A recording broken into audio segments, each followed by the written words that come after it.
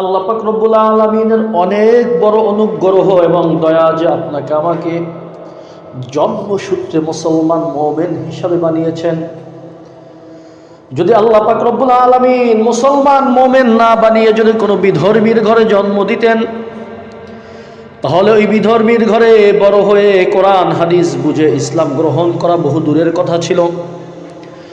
এজন্য কিয়ামত পর্যন্ত যদি আল্লাহর জন্য সিজদায় লুটে পড়ি, এই এক নিয়ামতের শুকরিয়া আদায় করা শেষ হবে না। কিন্তু এটা জরুরি নয় যে আপনি আমি জন্মে সূত্রে মুসলমান, মৃত্যুটাও মুসলমান অবস্থায় হবে, এই গ্যারান্টি কিন্তু নাই আপনার আমার। বরং বহু মুমিন এমন আছে যারা এমন কিছু কাজ করে, এমন কিছু কথা বলে, যেই কথা বলা, যেই কাজ করার কারণে ওই মুমিন আর মুমিন থাকে না, তার ঈমান তার থেকে চলে যায়, সে কাফের পরিণত হয়ে যায়। নাউজুবিল্লাহ।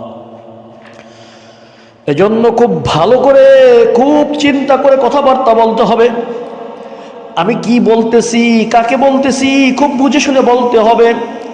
একটা হলো নিজে যদি কুফরি বাক্য বলি কাফের হয়ে গেলাম, আর একটা হলো কেউ যদি কুফরি কথা বলে আমি তাকে সমর্থন করলাম, তার পক্ষপাতিত্ব করলাম, সেটাও কিন্তু কুফরি। নিজে কাফের হতে পারি নিজের কথার কারণে, নিজের আমলের কারণে। আর একটা হলো আমি কিছু বললাম না, একজন ব্যক্তি কুফরি বাক্য বলল, একজন ব্যক্তি আল্লাহকে গালি দিল, আমি তার সমর্থন করলাম, একজন ব্যক্তি রসুলকে গালি দিল, আমি তার সমর্থন করলাম, তাহলে আমিও কিন্তু কাফের হয়ে গেলাম। নাউজুবিল্লাহ।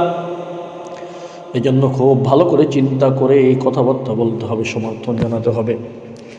কারণ জানা নাই কার কোন অবস্থায় মৃত্যু হবে, কে কোন অবস্থায় দুনিয়া থেকে বিদায় নিবে, কারো জানা নাই। এই জন্য আল্লাহর কাছে বেশি বেশি দোয়া করা দরকার। রব্বানা লা তুযিগ কুলুবানা বা'দা ইয হাদাইতানা ওয়া হাব লানা মিন লাদুনকা রাহমাতান ইন্নাকা আনতাল ওয়াহ্হাব। সারা জীবন কিভাবে গেলাম, কিভাবে জীবন কাটলো, এটা লক্ষণীয় নয়। লক্ষণীয় হলো কে কি অবস্থায় বিদায় নিল। এই জন্য বিদায়টা যেন সুন্দর হয়। দুনিয়া থেকে যখন আপনি আমি বিদায় নেব, আপনার আমার বিদায়টা যেন সুন্দর হয়। হযরত আনাস ইবনে মালিক রাদিয়াল্লাহু তাআলা আনহু বলেন, আনাস ইবনে মালিক রাদিয়াল্লাহু তাআলা আনহু قال قال رسول الله صلى الله عليه وسلم إذا أراد الله بعبد خيرا استعمله। হযরত আনাস ইবনে মালিক রাদিয়াল্লাহু তাআলা আনহু বর্ণনা করেন, আল্লাহ রাসূল সাল্লাল্লাহু আলাইহি ওয়াসাল্লাম বলেন, যখন আল্লাহ পাক রব্বুল আলামিন কোন বান্দার কল্যাণ চান, তাকে ব্যবহার করেন, তাকে কাজে লাগান। ক্বালু কাইফা ইস্তামিলুহু। সাহাবারা প্রশ্ন করলেন, ও আল্লাহর রাসূল, আল্লাহ পাক রব্বুল আলামিন তাকে ব্যবহার করেন, তাকে কাজে লাগান, এর মানে কি? এটা কিভাবে? কাইফা ইস্তামিলুহু। ক্বালা ইউফিকুহু লিআমালিন সালিহিন ক্বাবলা মাউতি। সুবহানাল্লাহ। আল্লাহ তাকে কাজে লাগান, তাকে ব্যবহার করেন, এর অর্থ হলো ওই ব্যক্তির মৃত্যুর পূর্বে আল্লাহ পাক রব্বুল আলামিন তাকে নেক আমলের তৌফিক দান করেন। সুবহানাল্লাহ। এজন্য আল্লাহর কাছে সব সময় দোয়া করবেন, আল্লাহ আপনি আমাদের কল্যাণকামী হয়ে যান, ও মালিক আপনি আমাদের কল্যাণের ফয়সালা করেন। কারণ আল্লাহ যদি কল্যাণের ফয়সালা করেন কারো ব্যক্তির জন্য, কোনো ব্যক্তির জন্য, যদি আল্লাহ কল্যাণ চান, ওই ব্যক্তিকে মৃত্যুর আগে নেক আমল করার তৌফিক দিবেন। অর্থাৎ সে নেক আমল করতে করতে দুনিয়া থেকে বিদায় নিতে পারবে।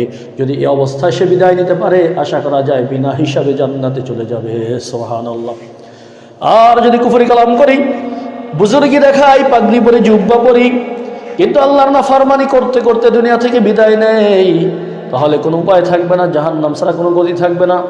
এই জন্য কার সমর্থন করি, কার পক্ষে কথা বলি, আল্লাহর বিরুদ্ধাচরণ হয়, রসুলের বিরুদ্ধে কথা বলা হয়, আর নামদারি মুসলমান এরা ওই সমস্ত নাফরমান বেঈমানদের পক্ষ নিয়ে বক্তব্য দেয়, তাদের পক্ষপাতিত্ব করে, তাদের সঙ্গী হিসাবে নিজেদেরকে ঘোষণা করে।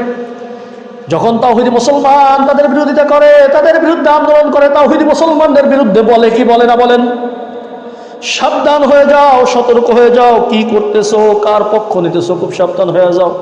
মৃত্যুটা কখন আসবে জানা নাই। ওই ব্যক্তির পক্ষপাতিত্ব করা অবস্থায় যদি তোমার মৃত্যু চলে আসো কাফের, তুমিও কিন্তু কাফের অবস্থায় দুনিয়া থেকে বিদায় নিবা। নাউজুবিল্লাহ।